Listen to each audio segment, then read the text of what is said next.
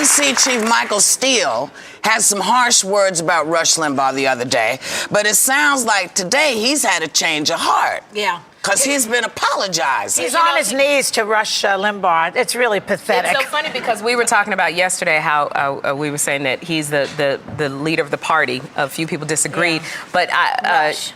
Rush. Yeah. And D.L. Hughley had his show, and Michael Steele was on there. And D.L. Hughley made the comment that Rush Limbaugh is the de facto leader of the Republican Party. And Michael Steele goes, no, I'm the de facto leader.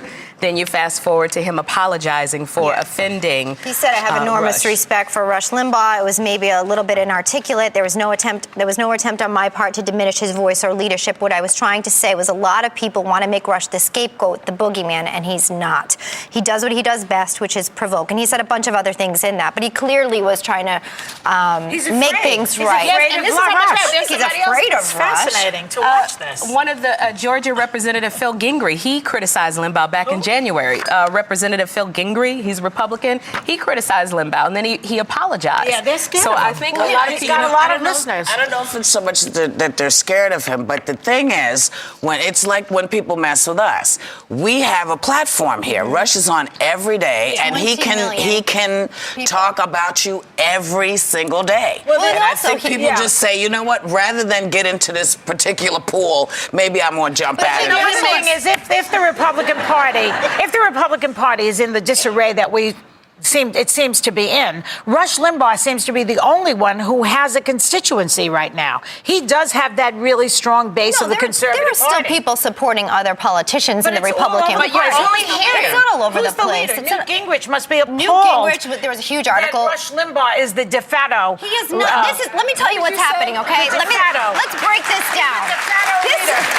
This is what all liberals would love, okay? They would love to just put Rush Limbaugh has 20 million people a day listening to him. He does what he does very well, which is commentary on politics, okay? As of right now, he bloviates. He's not...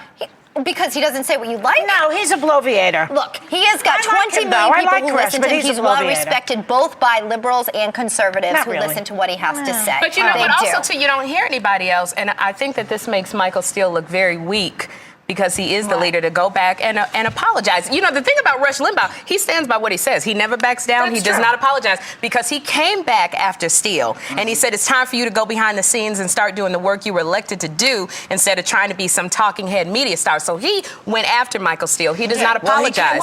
He can. If that's what you believe, that he's an entertainer, don't apologize. That is what he can do.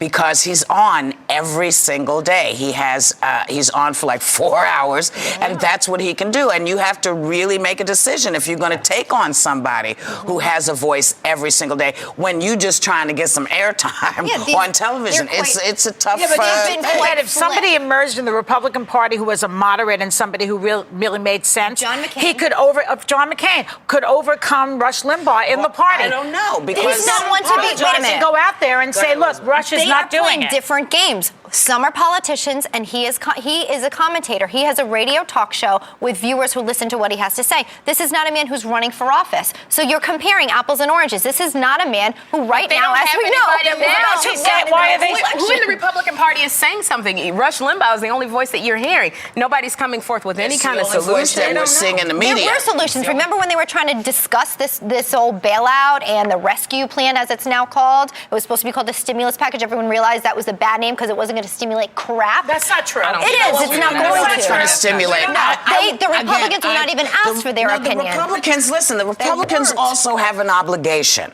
If you're going to bitch about something, you have to come up with an idea. Right. They did not have. Idea. Didn't you hear John McCain? You don't want to hear it. You don't want to hear the idea.